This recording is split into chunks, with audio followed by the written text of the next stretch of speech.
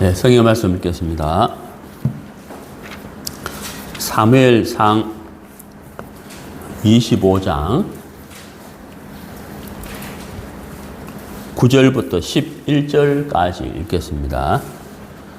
구약성경 451페이지 사무엘상 25장 9절. 다윗의 소년들이 가서 다윗의 이름으로 이 모든 말을 나발에게 말하기를 마침에 나발이 다윗의 사환들에게 대답하여 이르되 다윗은 누구며 이새의 아들은 누구냐? 요즘에 각기 주인에게서 억지로 떠나는 종이 많도다. 내가 어찌 내 떡과 물과 내 양털 깎는 자를 위하여 잡은 고기를 가져다가 어디서 왔는지도 알지 못하는 자들에게 주겠느냐 한지라. 11절 말씀까지 읽었습니다.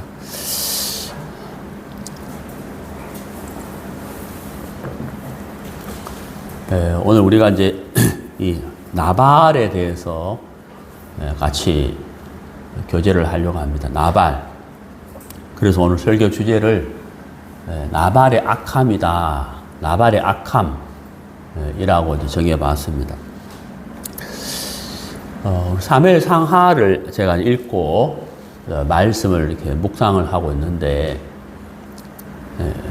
사울의 생애는 한마디로 말해서 우리 육의 그림자다, 육의 모양이다 라고 말씀드릴 수가 있고, 다윗의 생애, 다윗은 영의 그림자다, 또 예수님의 그림자다 이렇게 말씀드릴 수가 있습니다.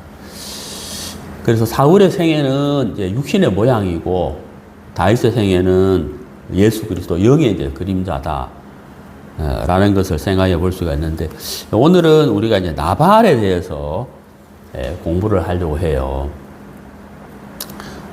여기 나발에 대해서 소개를 하고 있는데, 본문 3절에 보면은 나발을 이렇게 소개하고 있거든요.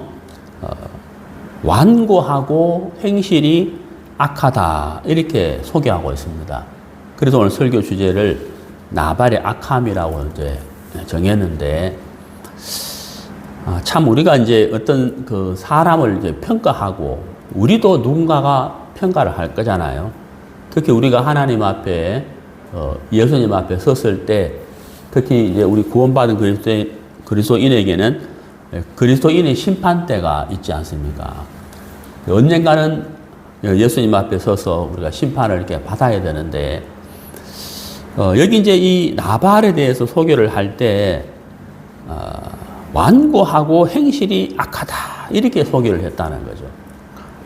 근데 이렇게 소개를 했는데 이게 성경에 이제 기록이 돼 있으니까 전 세계 모든 사람들이 또 그것도 막 긴 세월 동안 이 성경을 읽을 때마다, 나발을 읽을 때마다 나발에 대해서 야, 완고하고 행실이 악하다 이렇게 이제 읽잖아요. 그러니까 참 이게 그 어떤 한 사람에 의해서가 아니라 성경을 읽는 사람마다 나발에 대해서 나발은 이런 사람이구나 하고 마음에 새겨진다는 거죠. 그래서 참 굉장히 참 불행한 것인데, 이렇게 참 불행한 것인데 나발이 실제로 이런 삶을 살았어요. 그래서 우리가 그 반면 교사라고 나발의 삶을 이렇게 보면서 우리가 교훈을 받고 우리는 이 나발처럼 살아서는 안 되겠다 하는 마음이 들고, 그래서 오늘 이제 나발의 생애를 자세히 보면서 우리가 이제 그 청지기의 삶, 나발의 삶을 통해서 청지기의 삶은 올바른 청지기의 삶, 주인을 기쁘게 하는 올바른 청지기의 삶은 어떠한 것인가 또 생각해 보고, 또 한 가지는 그 청지기의 삶을 올바르게 살아가는 사람들을 예로 들려고 해요. 첫 번째는 요셉이고 두 번째는 엘리에셀입니다. 그 다음에 이제 마지막으로 우리가 범사에 감사한 삶을 살아야 하겠다. 이렇게 이제 원고를 이렇게 준비했는데요. 설교 준비했는데, 이렇게 설교 준비를 하고 이제 아침에 그 찰스 스펄전 목사의 말씀을 오늘 걸 읽어보니까 마침 제가 설교 마지막 부분을 준비했던 거하고 똑같은 거예요. 그래서 오늘 말씀이 특히 너무 좋아가지고 한번 소리내서 한번 읽어봐야 되겠다. 그냥 눈으로 읽는 거하고 소리내서 읽는 거하고 다르잖아요. 더 적으면 더 좋죠. 그래도 오늘 적지는 못했고 오후에 대략 좀 적어보려고 하는데 말씀이 너무 은혜로워서 한번 읽어야 되겠다 하는데 그냥 읽지 말고 녹음도 한번 해보자 싶어가지고 녹음을 하면서 읽었어요. 그래서 우리 교회 카톡방에 올려놨어요. 그래서 또 여러분들 제 목소리 또 좋아하시니까 이렇게 한번 들어보시라고 그래서 했는데 그래서 오늘 이제 그런 순서로 말씀을 전하려고 하는데 먼저 나발에 대해서 좀 생각을 해보겠습니다. 나발이 여기 3절에 소개한 대로 완고하다 그랬잖아요. 그 다음에 악하다 이래 되는데 여기 이제 완고하다는 것은 고집이 세다는 거거든요. 그 다음에 이제 융통성이 없다는 거거든요. 이 고집이 세다고 하는 것은 자기가 가지고 있는 생각을 바꾸지 않는다 이런 뜻이거든요. 근데 이 생각이라는 것이 우리가 어떤 생각을 하게 되면 이 생각이 감정을 만들어내죠. 감정을 만들어낸다는 것은 우리 마음의 모양을 만들어낸다는 것이거든요. 그 다음에 그 감정이 행동으로 바뀌어져요. 그래서 어떤 생각을 하느냐에 따라서 행동이 달라지거든요. 생각이 마음을 만들어내고 이 마음이 행동을 만들어내는다. 그러니까 결과적으로 이 행동을 하는 것은 생각의 결과라는 거죠. 우리가 어떤 생각을 하느냐가 굉장히 중요한 것이거든요. 그래서 우리가 이제 말씀을 읽고 말씀을 들으면서 하나님의 마음이 우리 마음에 들어와서 그 하나님으로 말미암아 우리가 선한 생각을 하게 되면 우리 마음도 이제 선한 모양으로 바뀌겠죠. 그럼 행동도 바뀌는 거고. 근데 우리가 악한 생각을 하게 되면 마음도 악해지고 그 다음에 악한 마음의 행동도 악하게 옮겨지는 거잖아요. 그래서 우리가 어떤 생각을 하느냐가 참 중요한 것이거든요. 그런데 나발이 이제 굉장한 부자예요. 목축을 하는데 그 목축을 할 때 도와주고 지켜준 사람이 다윗과 다윗의 그 소년들이었거든요. 그러면 이제 나발이 기본적으로 가져야 할 마음이 있죠. 그게 바로 뭐냐면 다윗에 대한 감사예요. 그 다음에 또 한 가지는 블레셋이 쳐들어와서 골리앗하고 다윗하고 싸웠을 때 골리앗이 분명히 이렇게 말했거든요. 내가 치면 너희들의 종이 되고 네가 이기면 우리가 너희들의 종이 되겠다고 했다는 거예요. 그러면 만약에 다윗이 골리앗에게 졌다면 이스라엘은 블레셋의 종이 되는 거죠. 그런데 다윗이 이겼잖아요. 하나님의 역사하심으로 다윗이 이겼는데 다윗이 이겼기 때문에 이스라엘이 블레셋의 종이 되지 않았다는 거죠. 그럼 이것 또한 나발이 어떤 마음을 가져야 되겠어요? 다윗에 대해서 감사한 마음을 가져야 되는 거잖아요. 우리가 다윗이 골리앗을 이김으로 말미암아 우리가 블레셋의 종이 되지 않았다. 만약에 졌다면 내 이 모든 재산을 블레셋에게 빼앗길 수도 있었겠는데, 참 이렇게 다윗이 이김으로 말미암아 우리가 내 재산을, 내 목숨을, 또 내 삶을 지킬 수가 있게 되었다. 그래서 다윗을 생각하면, 다윗이라는 이름만 떠올리면 나발의 마음속에 탁 자연스럽게 올라올 마음이 뭐예요? 감사하거든요, 그렇죠. 당연히 이제 그런 마음이 올라오게 되어 있잖아요. 우리도 어때요? 예수님 십자가만 생각하면 어때요? 감사하잖아요. 내가 구원받았고, 내가 새로운 삶을 살게 됐고, 평안하고, 또 매일 말씀을 읽고, 들을 수 있다는 것도 감사하고.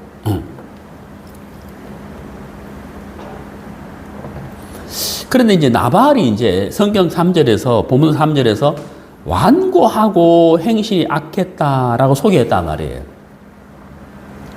그러니까 이제 이 완고하다는 말은 다르게 표현을 하자면 자기가 가지고 있는 이 마음의 세계가 철옹성 같다. 융통성이 없다. 변함이 없다는 거죠. 자기가 가지고 있는 생각 그대로 살고 있다 이 말이거든요. 이게 참 위험한 것이죠. 위험하죠. 우리가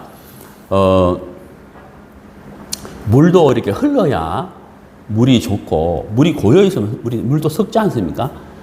그래서 이 물이 계속 이렇게 흘러야 되거든요.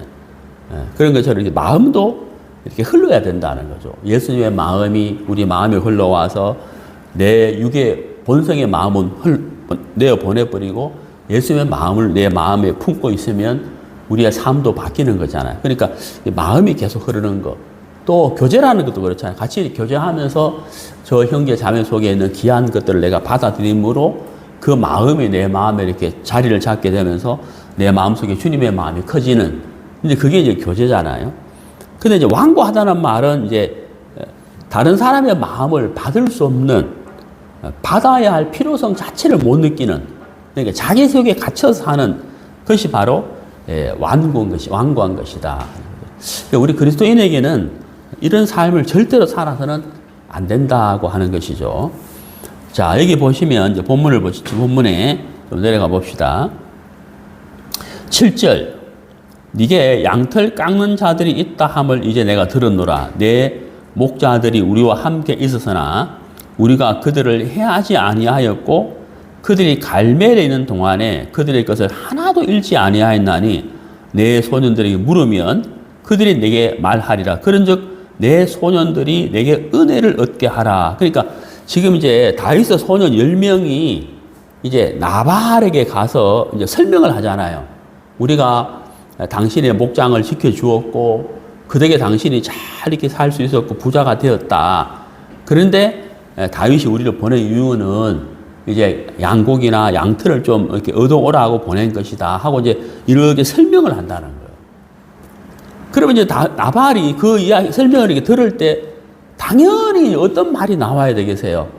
아이고, 다윗이 골리앗을 쳐 부순 것도 감사하고 또 다윗의 소년들이 우리 목장을 지켜준 것도 감사하고 그래서 내가 이렇게 부자가 됐는데 당연히 내가 양털과 고기를 가지고 다윗과 당신들을 대접하고 싶다 하고 이렇게 서둘러서 준비를 해야 하는 게 되는 것이잖아요. 이게 너무 당연한 것이라는 거죠.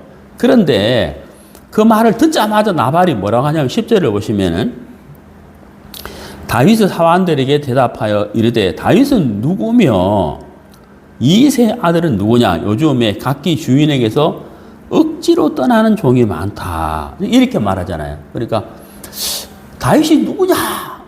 그러니까 다윗을 모른다는 것은 이게 말이 안 돼요. 골리앗을 쳐부수었는데 다윗의 이름이 온 이스라엘에 지금 퍼졌잖아요.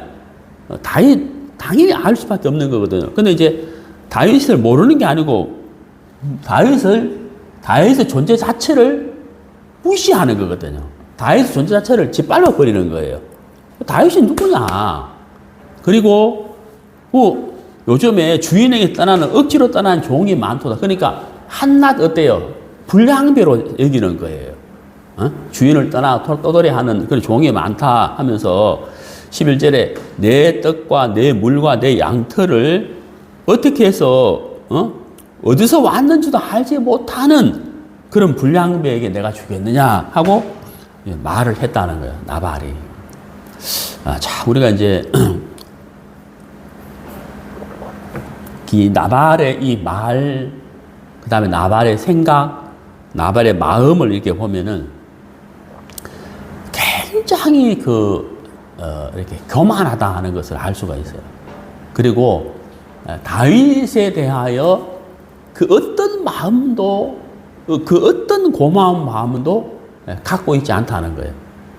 그리고 가지려고도 하지 않는다. 그런 마음을 우리가 느낄 수가 있는데, 정말 이렇게 나발이 참 완고하고 참 고집이 세고 그 다음에 악했다 하는 것을 우리가 볼 수가 있습니다. 이게 바로 곧 육의 이제 그림자다 라고 이제 생각해 볼 수가 있는데요. 은혜를 입었으면 당연히 우리 마음에 가져야 할 마음이 이제 감사죠. 예, 감사로 우리가 응답하는 것. 감사로 영광을 돌리는 것인. 이게 이제 우리 구원받은 그리스도인이 마땅히 해야 할 바고 또 구원받지 않았다 할지라도 사람이라면 당연히 이제 감사한 마음을 가져야 되는 거잖아요. 그리고 말로 표현을 해야 되는 거잖아요. 근데 나발이 정말 이렇게 전혀 그런 마음이 없다는 거예요. 참 이해할 수 없는데 정말 이렇게 그 사단이 마귀가 나발의 삶을 송두리째 악화채고 있다 하는 것을 우리가 이제 알 수가 있습니다. 우리 요한계시록 이제 3장 20절, 우리가 너무 잘 아는 말씀인데, 내가 문 밖에 서서 두드리노니, 누구든지 내 음성을 듣고, 문을 열면 내가 그에게 들어가 그와 더불어 먹고 마시리라. 그러는데, 거기서 이제 문을 연다 그랬잖아요. 내 음성을 듣고, 내가 문 밖에 서서 문을 두드리노니, 누구든지 내 음성을 듣고 문을 열며 하는 그 문을 연다는 그 문은 바로 마음의 문을 말하는 거거든요. 마음의 문을. 그러니까 예수님이 우리 마음의 문을 계속 두드린다. 모든 인생의 마음의 문을 두드린다는 거예요. 그 두드리는 이유가 뭐냐면 내가 그에게 들어가 그랬거든요. 그리고 예수님이 원하시는 것은 뭐냐면 우리 마음에 들어오고 싶다는 거죠. 왜 우리 마음에 들어오고 싶으냐? 예수님 우리 마음에 들어와서 우리와 먹고 마시리라. 이 말은 뭐예요?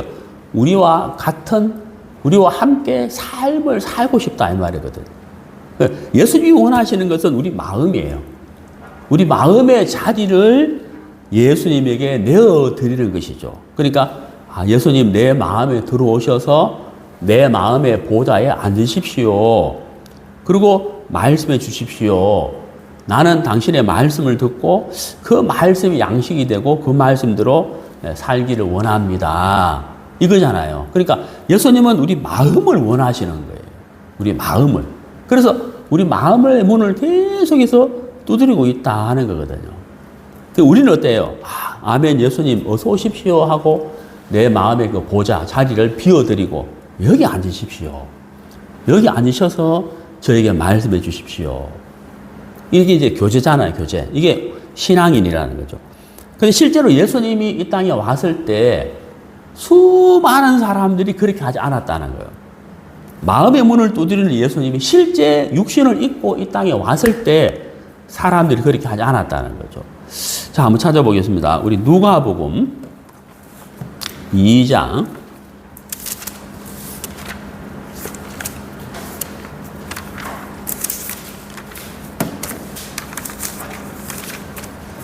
7절.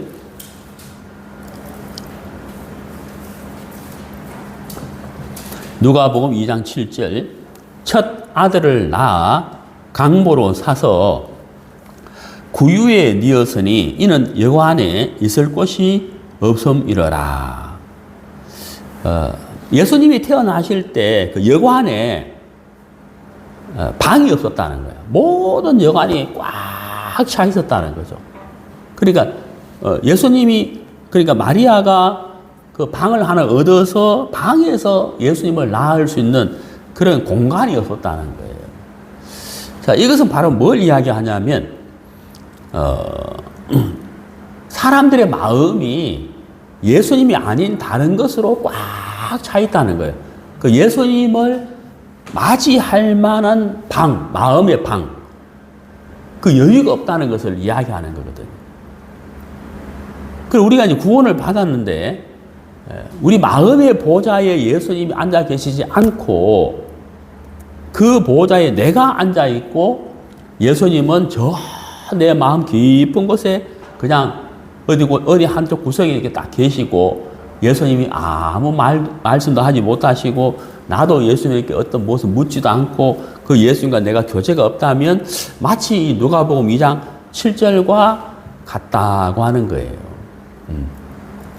그래서 이제 우리가 그 복음성가에 보면은 그 이런 가사가 있거든요. 그 여관엔 예수님 방이 없고 마구간만 있네. 하나님 아들 위한 집이 없네. 머리 둘 곳 없네. 차갑고 어두운 저 마구간 주 나실 곳인가. 오늘 예수님 내 마음 문 두드릴 때 너도 방 없다고 할래. 이런 이제 찬송이 있어요. 그 끝부분을 제가 잠깐 불러보면은 오늘 예수님 내 마음 문 두드릴 때 너도 방 없다고 할래. 이런 이제 찬송이 있거든요. 참 어려운 찬송인데. 그러니까 예수님이 막 이렇게 문을, 마리아가, 요셉과 마리아가 이제 아이를 낳아야 되니까 막 문을 막, 여관 문들을 막 두드리는데 꽉 차 있잖아요. 방이 없단 말이에요. 그런 것처럼 이제 우리 주님이 우리 마음의 문을 두드릴 때 방이 없습니다. 그러니까 내 마음에 올 곳이 없으면 오실 곳이 없습니다 하고 우리가 거절할 수도 있다는 거죠. 그리고 모시긴 모셨는데 내 마음의 보좌에 앉아있지 않고 거기 내가 앉아있으면 그것도 이제 문제라는 거죠. 네. 자, 그러면 이제 나발이 바로 그런 사람이라는 거예요. 나발이 다윗이 왔을 때 또 그 소녀들이 왔을 때 그 털과 고기와 음식을 요구했을 때 도대체 다윗이 누구냐? 주인을 떠난 종들이 많다고 하던데 이렇게 그냥 잡배, 불량배로 여기는 것처럼 정말 그 예수님 시대도 그러고 지금도 정말 그 예수님을 정말 그냥 2000년 전에 이스라엘 사람으로만 생각하지 정말 그 사람의 구세주로 생각하지 않는 그런 사람들이 참 많다고 하는 거예요. 또한 우리가 구원은 받았지만 예수님을 그냥 마음 한쪽 구석에 그렇게 딱 이렇게 두고서 내 마음대로 살고 있지는 않는가 하는 것을 우리가 생각해 봐야 한다는 거죠.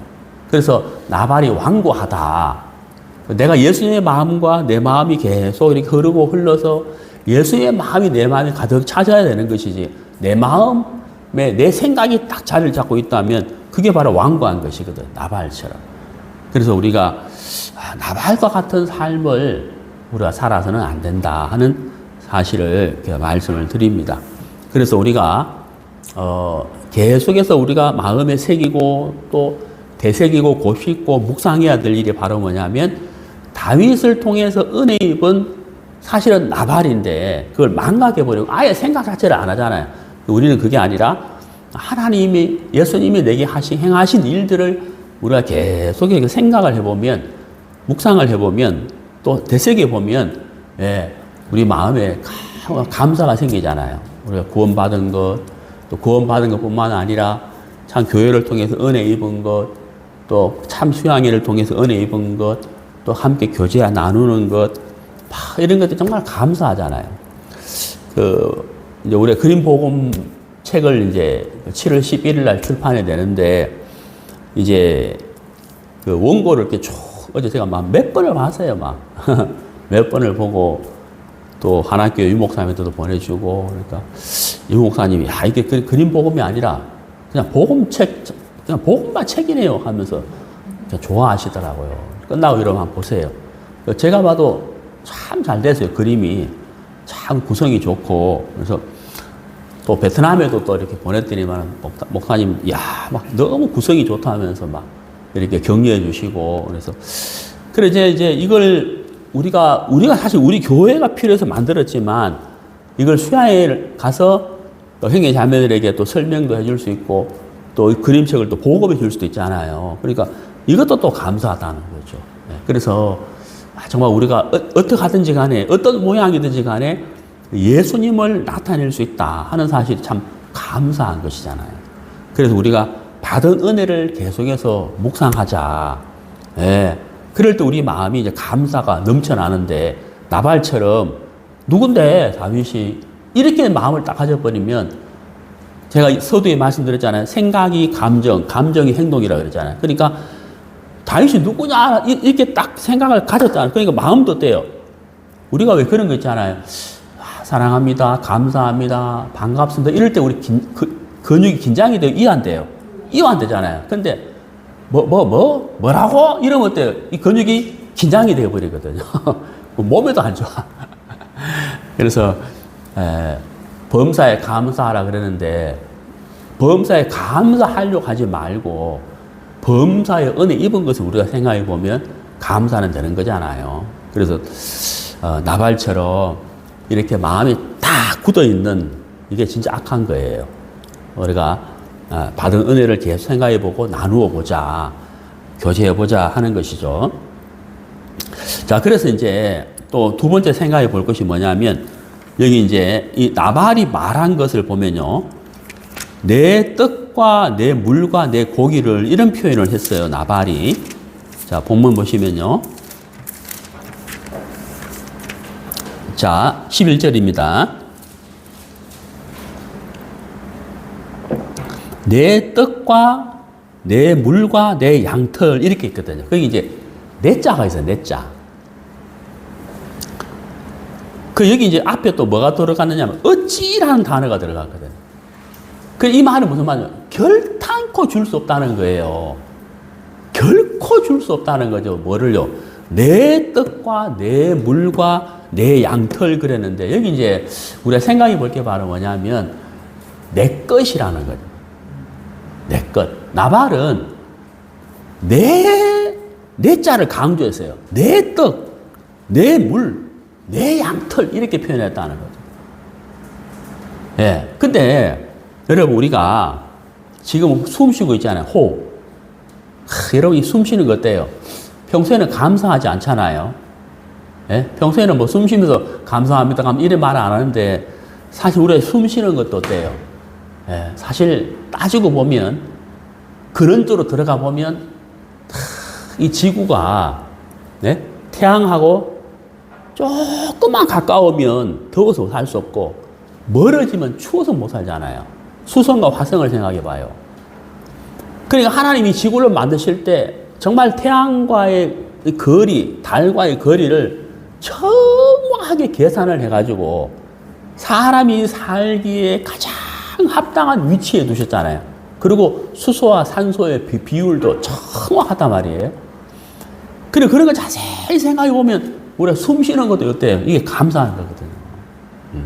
내가 보는 것도 감사한 거잖아요. 먹는 것도 감사하고. 그러니까 내가 지금 먹고 마시는 것도 누구로부터 왔다? 하나님으로부터 왔다는 거예요. 그러니까 이제 그럼 내 것이 사실은 없는 거예요. 그 나발은 내 떡! 이랬단 말이에요. 내 물, 내 양탈! 이랬단 말이에요. 그러니까 이게 이제 이 나발의 마음이 완고하다. 그러니까 생각 자체가 뭐냐면 너무나도 자기 중심이라는 거예요. 너무나도 자기 중심. 그러니까 이 나발이 가지고 있는 떡과 물과 양털은 사실 하나님으로부터 온 것이고, 하나님이 주신 것이고, 또 작게 보면, 크게 보면 하나님이시고, 작게 보면 다윗과 다윗의 신하들이 지켜준 것이거든요. 그것에 대한 결과란 말이에요. 근데 나발의 마음속에 하나님도 없고 다윗도 없으니까 오로지 뭐밖에 없어요? 내밖에 없는. 그러니까 내 떡, 내 물, 내 양털을 도대체 내가 왜 어디서 왔는지도 알지 못하는 다윗에게 주느냐, 이렇게 생각한다는 거죠. 만약에 블레셋과 전쟁에서 다윗이 졌다 하면 나발이 어떻게 됐겠어요? 이 모든 재산은 빼앗기는 거잖아요. 당연한 거잖아요. 근데 이 나발이 그런 마음 없이 오로지 너무나도 자기 중심이다 보니까 내 떡, 내 물, 내 양털 이러고 있다는 거예요. 그러니까 우리가 이제 구원받았는데 우리의 삶 가운데 내 돈, 내 시간, 내 삶, 뭐 어쩌라는 거야, 이렇게 마음을 가지면 안 되겠죠. 그래서 제가 서두에 말씀드린 것처럼 청지기의 삶을 생각해 보겠다고 말씀드린 거거든요. 청지기. 자, 청지기라는 것은 뭐냐면 주인의 재산을 관리하는 거예요. 이게 청지기거든요. 근데 청지기가 마땅히 가져야 할 마음이 있고 가져서는 안 되는 마음이 있어요. 주인의 재산을 맡아서 관리하기 때문에 마땅히 가져야 할 마음은 바로 뭐겠어요? 이것은 주인의 것이다 하는 거거든. 내 게 아니라는 거예요. 근데 가지면 안 되는 마음이 뭐예요? 이걸 내가 가져볼까 하는 마음이죠. 그렇게 되면 이제 청지기는 올바른 삶을 살 수가 없어요. 그러면 이제 청지기는 그때부터 죄를 짓게 된다는 거예요. 자, 그래서 서두에 말씀드린 것처럼 청지기의 삶을 올바로 산 두 사람을 우리가 한번 생각해 보려고 하는데, 먼저 요셉입니다. 요셉. 성경 찾아봅시다. 창세기 39장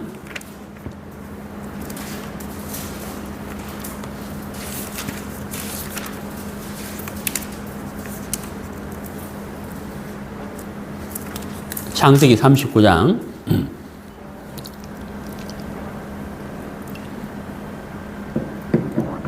4절. 요셉이 그의 주인에게 은혜를 입어 섬김에 그가 요셉을 가정 총무로 삼고 자기의 소유를 다 그의 손에 위탁하니 그가 요셉에게 자기의 집과 그의 모든 소유물을 주관하게 한 때부터 여호와께서 요셉을 위하여 그 애굽 사람의 집에 복을 내리심으로 여호와의 복이 그의 집과 밭에 있는 모든 소유에 미친지라. 자, 이제 4절을 보시면요. 그가 요셉을 가정 총무로 삼고 자기의 소유를 다 그의 손에 위탁했다 그랬잖아요. 그러니까 요셉이 뭐냐면 청지기인 거예요. 청지기. 근데 여러분, 요셉이 어때요? 이 주일의 재산을 관리를 잘 했단 말이에요. 너무 잘했어요. 어떻게? 하나님의 은혜를 입어가지고. 하나님 복을 주셨다는 거예요. 그래, 그 재산 관리를 너무 잘하니까 주인이 막 깜짝 놀라잖아요. 요셉이 관리하면서부터 재산이 막 팍팍팍 늘어난단 말이에요. 그러니까 이 주인이 어떤 마음을 가지겠어요? 야, 진짜 저 청지기가 진짜 잘한다. 어떻게 저렇게 내가 맡기는 순간부터 저렇게 재산이 막 늘어나지? 근데 요셉이 여기서 야, 이게 재산이 이렇게 늘어나는데 내가 10분의 1은 내가 해야 되겠다 하는 마음을 가지면 어떻게 되겠어요? 그때부터 하나님이 요셉을 안 도와주겠죠. 네. 그러니까 내가 내 것으로 이 마음을 가지는 순간부터 이제 깨져버리는 거죠. 뭐가 깨지겠어요? 하나님과의 관계가 깨져버린다. 그러면 이제 그건 청지기의 삶이 아니라는 거예요. 근데 요셉은 정말 온전하게 하나님으로부터 복을 받았고 그 복으로 말미암아 주인의 재산 관리를 잘했다는 거예요. 야, 이게 이제 청지기잖아요. 올바른 청지기라는 거예요. 사실 우리는 청지기의 삶을 사는 거거든요. 하나님 우리에게 잠시 맡겨주셨잖아요. 내가 가지고 있는 물질도 또 재산도 내 육체도, 예, 하나님 우리에게 잠시 내가 가지고 있는 모든 것이 하나님이 맡겨주신 것이다. 특히 우리가 몸을 관리하잖아요. 몸을 이제 관리를 해야 돼요. 내가 내 몸을 왜 관리를 해야 되냐? 건강해야 되잖아요. 우리가 건강해야 될 이유가 뭐예요?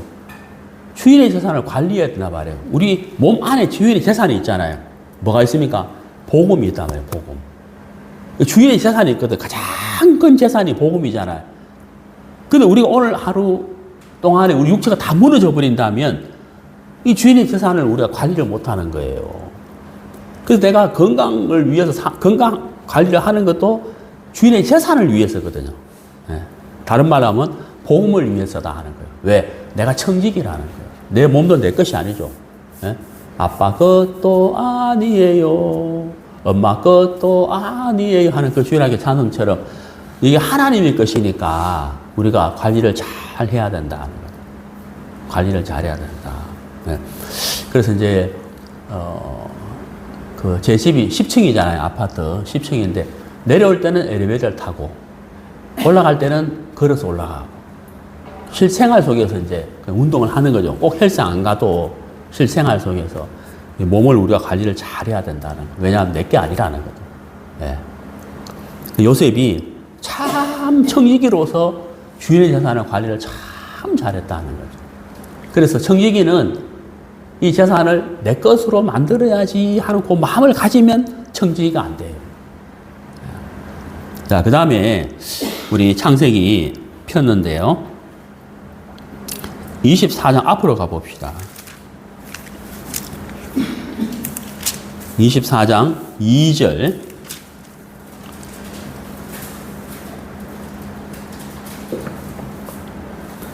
아브라함이 자기 집 모든 소유를 맡은 늙은 종에게, 여기 늙은 종이 나오잖아요.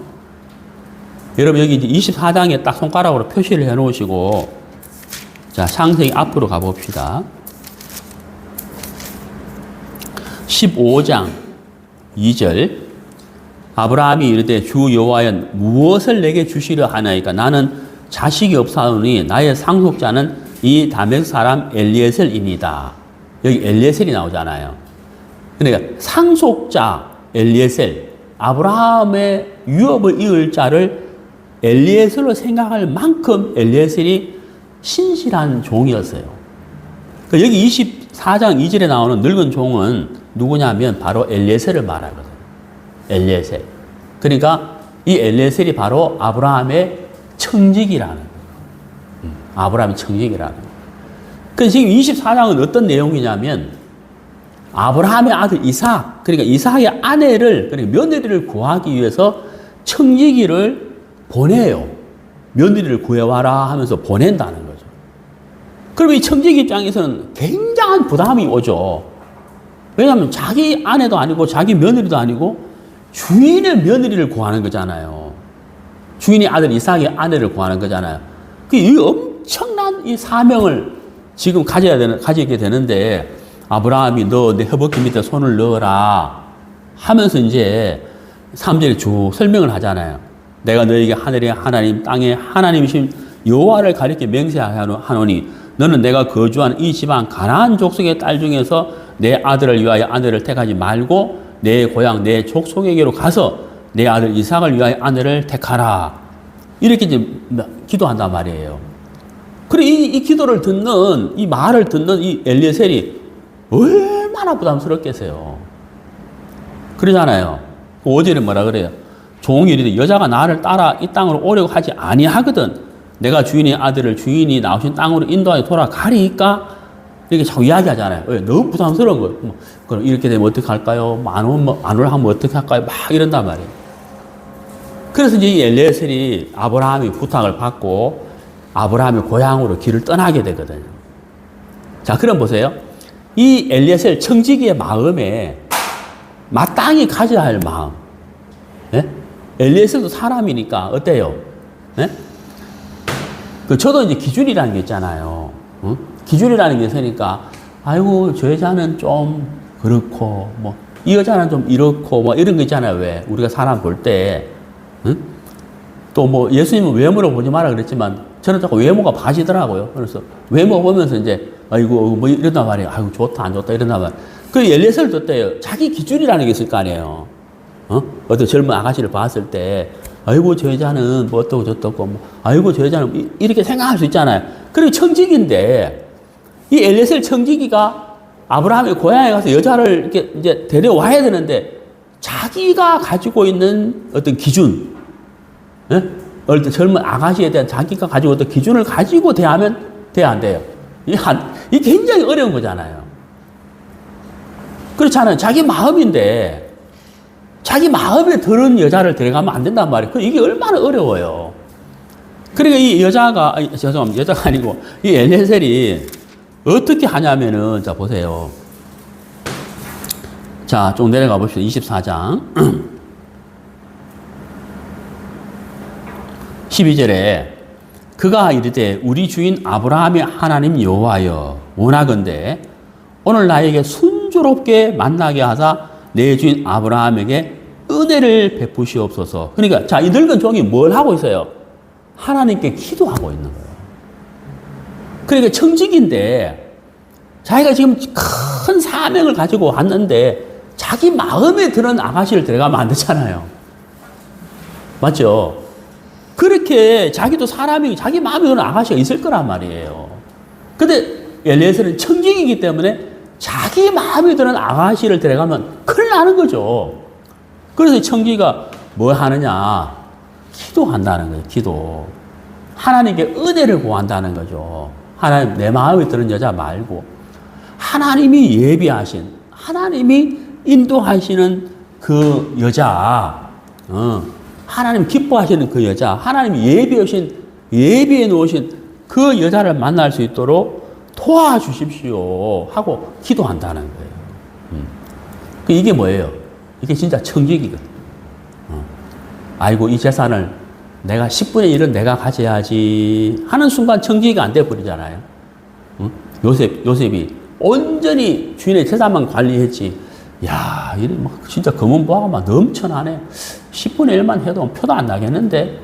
이런 생각 할 수도 있죠, 사람이니까. 근데 요셉은 청지기로서의 일만 했다는 거죠. 네. 그 엘리셀도 어때요?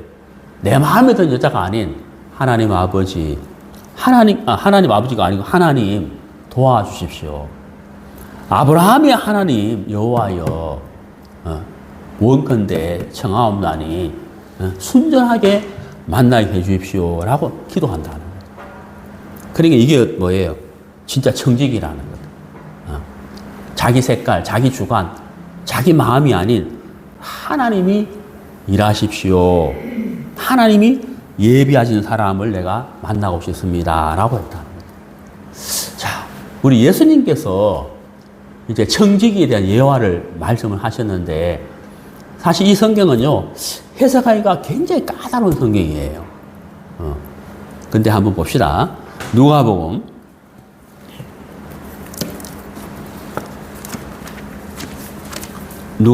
16장.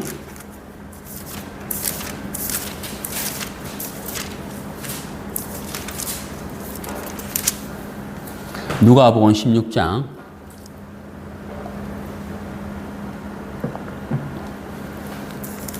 자, 여기 보면 예수님께서 이제 예화를 하나 들었는데, 자, 여기 보시면 1절에 또한 제자들에게 이르시되 어떤 부자에게 청지기가 있는데 그가 주인의 소유를, 그 다음 뭐라 되어 있어요? 낭비한다. 이 청지기가 잘못됐잖아요. 주인의 소유를 관리를 잘 해야 되는데 주인의 소유를 자꾸 낭비한다는 거예요. 낭비. 그래 주인이 그 소식을 들었어요. 불러가지고 2절에 네가 보던 일을 세마라. 청지기 직무를 계속하지 못하리라니 쫓아내려고 하는 거예요. 왜냐하면 주인의 재산을 낭비하니까. 너 이제 그만해라. 너 쫓아내야 되겠다. 그러니까 청지기가 그 말씀을 들었단 말이에요. 그래 속으로 야, 큰일 났네. 어떡하지? 내가 쫓겨나면 내가 뭐 하냐? 땅을 파자니 힘이 없고 얻어먹자니 부끄럽다. 그래서 내가 어떻게 해야 되느냐 하고 이제 이 청지기가 고민을 하는 거예요. 고민. 내가 어떻게 해야 되느냐. 그래서 청지기가 주인에게 빚진 사람들 불렀는 거예요. 너 얼마 빚졌냐? 예, 기름 100마린입니다. 뭐 요즘으로 말하면 5천만 원입니다. 예를 들어서 너는 3천만 원입니다. 너 5천만 원이라고? 어휴, 탕감해 줄게 하고 3천만 원 탕감해 줘버리고, 그 다음 너는 하니까 너는 1,000만 원 빚졌으면 그래 500 탕감해 줄게. 쫙 탕감해 주는 거예요. 그 여러분 생각할 때 어때요? 주인의 재산을 낭비한다 했는데 탕감이 좀 더 낭비하는 거다 이런 생각이 들잖아요. 그래서 이 성경을 해석하기가 까다롭단 말이에요. 예수의 말씀 중에 까다로운 말씀 중에 하나가 요 부분이거든요. 근데 여러분 뭘 알아야 되냐면 주인이 칭찬하거든요. 자, 8절 보세요. 주인이 이 옳지 않은 청지기가 일을 치에 있게 했다 그랬잖아요. 일을 치에 있게 하였으므로 칭찬하였으니 그랬거든요. 여러분 여기서 이제 손익 계산으로 생각하지 마시고 어디에 여러분 초점을 맞춰야 되냐면, 주인이 칭찬한 이유는 뭐냐면 이 청지기가 내가 청지기 직분을 그만두고 나갔을 때의 일을 생각한 거예요. 제 말 이해가세요? 그러니까 내가 여기서 쫓겨났을 때 내가 어떻게 될 것인가. 5천만 원에서 3천만 원 탕감해주고 3천만 원, 1,000만 원 탕감해주고 1,000만 원, 100만 원, 500만 원 탕감해줬으면 탕감받은 사람들은 당연히 청지기에 대해서 어떤 마음을 가지게 계세요? 고마운 마음을 가지잖아요. 그러면 청지기가 그만두었을 때 고마운 마음을 가진 사람들이 가만히 있을까요? 가만히 있지 않죠. 당연히 청지기를 도와줄 거란 말이에요. 청지기는 무엇을 생각했냐면 내가 쫓겨날 때를 생각했다는 거죠. 쫓겨날 때를 생각해가지고 일을 지혜롭게 처리했다는 거예요. 주인은 그걸 본 거예요. 이해가세요? 무슨 말 얘기하죠? 그러면서 구절을 보세요. 내가 너희에게 말하노니 예수님이 말씀하시는 거잖아요. 불의의 재물로 친구를 사귀라 그랬거든요. 여기서 말하는 불의의 재물은 사기쳐가지고 모은 돈을 말하는 게 아니고 우리가 가지고 있는 물질을 말하는 거예요. 유한하게 내가 지금 가지고 있는 물질을 말하는 거거든. 내가 가지고 있는 물질로 어떻게 하라고요? 친구를 사귀어라. 친구를 대접하고 식사 대접도 해주고 어려운 것도 도와주라는 거죠. 그러면 내가 나중에 만약에 어떤 어려움을 당할 때 그 사람이 나를 도와줄 것이다. 이 말이잖아요. 그럼 여기서 이 말씀을 청지기의 예화를 정리를 하면 재산의 플러스 마이너스 손익 계산을 말하는 게 아니고 관계를 중요하게 얘기하는 거예요. 관계. 이 말씀의 초점이 뭐냐? 관계거든, 관계. 내가 청지기 직분을 그만두었을 때 그 다음에 내가 어떻게 되겠느냐? 내가 도와준 사람들, 내가 탕감해 주는 사람들의 관계를 말하는 거예요. 무슨 말 이해가시죠? 그러면 이제 우리가 이제 청지기잖아요. 그럼 우리가 생각할 게 뭐냐? 관계거든요, 관계. 네. 내가 이웃을 어떻게 생각할 거냐? 내가 전도해야 되잖아요, 전도. 내가 전도하는데 내가 가지고 있는 물질을 가지고 그 사람을 위해 쓴다는 거예요. 식사 대접도 하고 뭐 이렇게 막 커피도 같이 하면서 물질을 쓰잖아요. 그래서 어때요? 예수님을 이제 나타내고 소개한다는 거예요. 또 내가 가지고 있는 물질, 불의의 재물, 내가 가지고 있는 물질을 가지고 복음 위해서 쓴다는 거예요. 그래서 이제 자꾸 친구를 사귀는 거죠. 예, 복음 위해서 물질을 쓴다는 거예요. 그래, 관계를 어떻게 할 것이냐. 관계 정리. 그래, 여기서 말하는 누가복음 16장의 초점은 바로 뭐냐면 관계거든요. 이 청지기는 그걸 잘했다는 거예요. 내가 물러날 때를 생각한 그 청지기의 직분을, 물러났을 때를 생각해서 관계 정리를 잘했다는 거예요. 그래서 예수님이 주인이 칭찬했다는 거예요. 예수 이 예화를 들면서 네가 가지고 있는 불의의 재물로, 네가 가지고 있는 물질로 친구를 잘 사귀어라. 관계를 잘 가져야 된다 하는 거죠. 네, 그렇잖아요.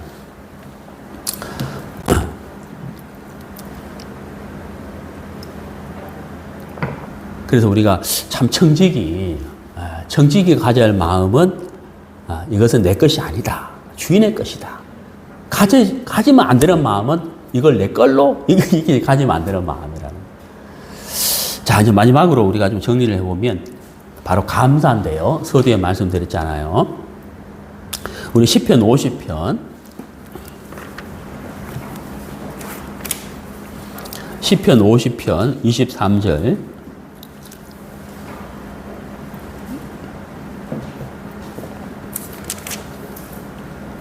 감사로 제사를 드리는 자가 나를 영화롭게 하나니. 자, 여러분, 감사가 진짜 중요한 거잖아요.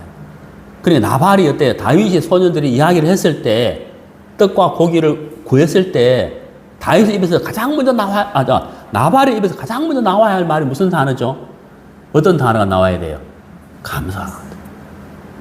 다윗이 골리앗을 쳐부쉈는데, 그 덕분에 우리가 블레셋 종이 안 되었다. 참 감사하다고 좀 전해주세요. 두 번째 뭐예요? 얼마든지 내가 드리죠. 떡과 고기를. 감사. 우리가 하나님 은혜를 많이 입었단 말이에요. 그래서 우리가 하나님께 감사합니다. 참 고맙습니다. 그 제사를 하나님이 얼마나 기뻐 받으실 것이냐 하는 것이죠. 예. 자, 그 다음에 시편 69편. 이 구절은 제가 자주 말씀드리는 건데, 시편 69편 30절. 내가 노래로 하나님의 이름을 찬송하며 감사함으로 하나님을 위대하시다 하리니 이것이 곧 뿔과 굽이 있는 황소를 드림보다 여호와를 더욱 기쁘시게 함이 될 것이라. 여기 더욱이란 단어가 있잖아요. 야, 그러니까 여러분 어때요? 사실 우리가 하나님을 더욱 기쁘시게 할 만한 것이 우리에게 있다 없다? 있다는 거잖아요. 특히 이번에 이제 제가 그 수양회 때 찬송 인도를 맡았는데, 그러다 보니까 곡을 준비해야 되잖아요. 곡 준비를 다 했어요. 다 뽑았어요. 다 뽑고 이제 시간 날 때마다 혼자서 이제 노래를 이제 혼자서 불러보거든요. 그 시간에 내가 참 감사해요. 아유, 하나님 이번에 이 직분을 주셔가지고 찬송하게 하시네. 그 여기 30절에 내가 노래로 그랬잖아요. 뭐 돌아와요 부산항 이 노래 말고 이 노래가 바로 뭐예요? 우리 찬송이잖아요. 주님 다시 오실 때까지 나는 이 길을 가리라. 좁은 길, 좁은 문, 하여튼 기억이 안 나는데. 하여튼 우리가 이제 이 찬송, 하나님의 이름을 찬송하며, 그렇죠? 감사함으로 하나님을 위대하시다 하리니. 우리가 하나님을 높이 하지가 아니고, 우리가 하나님께 감사를 드리면 자연스럽게 하나님이 세워지는 거잖아요. 하나님을 높이는 거잖아요. 그게 감사하죠. 그래서 우리가 하나님을 기쁘시게 할 수 있는 제목이 우리에게 있다 하는 거예요. 감사, 찬송. 그래서 너무 감사하죠. 그 다음에 데살로니가 전서 2장.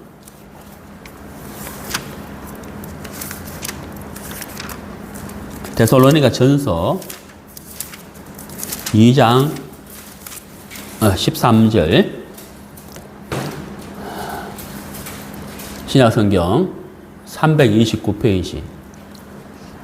이러므로 우리가 하나님께 끊임없이 감사함은 너희가 우리에게 들은 바 하나님의 말씀을 받을 때에 사람의 말로 받지 아니하고 하나님의 말씀으로 받음이니 이렇게 되어 있는데, 사실 우리가 이제 말씀을 들을 때 하나님의 말씀을 직접 듣는 게 아니죠. 전도인을 통해서 듣는 거잖아요. 우리가 복음도 마찬가지거든. 우리가 구원받을 때 누군가 우리를 전도했잖아요. 아니면 어떤 전도인을 통해서 성경 강의의 말씀을 듣다가 구원받기도 하고, 아니면 개인 전도를 통해서 복음을 듣다가 구원받기도 한단 말이에요. 근데 우리가 그 말씀을 들을 때 사람의 말로 받았다면 우리가 구원을 받을 수가 없었겠죠. 근데 우리가 다 그 전도인, 어떤 전도인이 어떤 형제나 어떤 자매가 전하든지 간에 우리가 복음의 말씀을 들을 때 하나님의 말씀으로 받았기 때문에 우리가 구원받은 거잖아요. 맞죠? 그래서 참 감사하다는 거예요. 만약에 우리가 복음을 들을 때, 아니, 지금 이 사람이 내한테 복음 전하는데 이게 이 사람이 전하는 건데 진짜 이게 하나님의 말씀일까? 이런 어떤 의심과 불신을 가졌다면 구원받을 수가 없는 거거든요. 물론 마귀가 그렇게 역사하겠지만 우리는 성령의 큰 역사로 말미암아 누가 전하든지 간에 하나님의 말씀으로 받았다는 거예요. 그게 감사하다는 거예요. 그렇잖아요. 그게 감사한 거거든요. 너무 놀라운 것이잖아요. 사실은 이제 좀 이렇게 좀 소망스러워요. 제가 지난 석 달 전에 대구 가서 이제 복음 전할 때, 그때 이제 우리가 만든 그림 복음이 아니고 다른 교단에서 만든 그림 복음을 가지고 복음 전하는데, 이제는 우리가 만든 이 그림 복음으로 복음 전한다고 생각하니까 막 가슴이 막 설레요. 누가 첫 번째 대상이 될까? 이런 생각도 되고, 상상도 되고, 그러니까 참 감사하거든요. 네? 마음이 설레요, 설레. 그래서 참 우리가요, 참 감사하다 하는 거죠. 자, 오늘 이제 아침에 그 스펄전 목사님 이제 말씀을 이제 읽었는데, 참 제가 아까도 이제 말씀드렸죠. 너무 은혜로워가지고 제가 막 다 소리를 내서 읽어봤거든요. 그냥 눈으로 읽지 말고 소리내서 읽다가, 아니다, 이걸 좀 녹음을 해봐야 되겠네 하고 녹음했어요. 아까 우리 교회 카톡방에도 올려놨는데, 그 스펄전 목사님 설교 일부를 제가 한번 읽어보겠습니다. 한번 들어보시오. 할렐루야. 여호와께 감사하라. 그는 선하시며 그 인자하심이 영원함이로다. 시편 106편 1절. 오늘 이 말씀이 여러분의 입술에만 머무는 진리가 아니라 여러분의 심장에 새겨진 고백이 되기를 간절히 바랍니다. 먼저 한 가지 오해를 깨트리고 시작합시다. 많은 사람이 감사를 형편의 자식으로 여깁니다. 곡간이 차면 감사하고 곡간이 비면 원망합니다. 햇빛이 비치면 찬송하고 구름이 끼면 침묵합니다. 그러나 그런 감사가 무슨 감사이겠습니까? 제가 이 구절 읽는데 좀 찔리더라고요. 그것은 감사가 아니라 거래입니다. 받은 만큼만 돌려드리는 장사꾼의 셈일 뿐입니다. 성경이 말하는 감사는 그런 것이 아닙니다. 참된 감사는 환경이 좋아서가 아니라 하나님이 선하시기 때문에 드리는 것입니다. 이 말씀이 참 아멘돼요. 네, 내가 좀 잘못된 삶을 살았구나 하는 마음도 들고, 다시 읽어보면 참된 감사는 환경이 좋아서가 아니라 하나님이 선하시기 때문에 드리는 것입니다. 여러분 아멘 되죠? 네, 아멘. 문제가 사라졌기 때문이 아니라 문제 한가운데서도 하나님은 여전히 선하시기 때문이라고 믿기 때문에 드리는 것입니다. 보십시오. 감사는 믿음의 꽃입니다. 그리고 꽃은 아무 데서나 피지 않습니다. 변치 않고 영원한 하나님의 선하심과 인자하심을 신뢰하는 믿음이라는 좋은 흙에서만, 오직 그곳에서만 이 향기로운 꽃이 피어납니다. 믿음이 뿌리라면 감사는 그 뿌리에서 솟아오른 꽃이요, 찬송은 그 꽃이 맺은 열매입니다. 그러므로 여러분, 감사가 메말랐거든 형편을 탓하지 말고 믿음의 뿌리를 살피십시오. 불평이 입에 가득하거든 하늘을 원망하지 말고 자기 마음의 토양을 갈아엎으십시오. 하나님은 어제나 오늘이나 동일하게 선하십니다. 변한 것은 하늘이 아니라 우리의 마음입니다. 그러므로 시편 기자는 거듭하여 외칩니다. 기억하라. 하나님께서 행하신 일들을 기억하라. 은혜를 기억하는 사람은 결코 감사를 잃지 않습니다. 그러나 은혜를 잊는 그 순간 마치 뚝이 무너지듯 불평이 쏟아져 들어옵니다. 우리의 가장 큰 병은 무지가 아니라 망각입니다. 기억의 재단을 쌓는 사람의 입술에서는 감사가 마르지 않습니다. 참 은혜롭죠.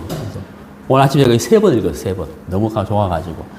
오늘 어제 제가 설교 준비를 하고 이제 아침에 일어났는데 이 말씀을 딱 보는 순간 제가 오늘 설교 마지막에 감사한데 너무 좋더라고요. 그래서 이제 제가 읽어드렸는데, 여기 마지막 말씀에 우리의 가장 큰 병은 무지가 아니라 망각이다. 그랬거든요. 네, 망각, 잊어버리는 것이다. 그래서 잊지 않기 하기 위해서 우리가 은혜를 받은 것을 자꾸 묵상해보고 되씹어볼 때 우리 마음에 감사가 넘치겠죠. 자, 오늘 이제 나발의 악을 이제 공부했는데, 우리가 반면교사라는 말이 있잖아요. 우리가 나발처럼 살아서는 안 되겠다. 그래서 받은 은혜를 자꾸 생각하면서, 묵상하면서 하나님께 감사로 하나님을 위대하시게 영광 돌리는 삶을 사는 저와 여러분이 되기를 바랍니다.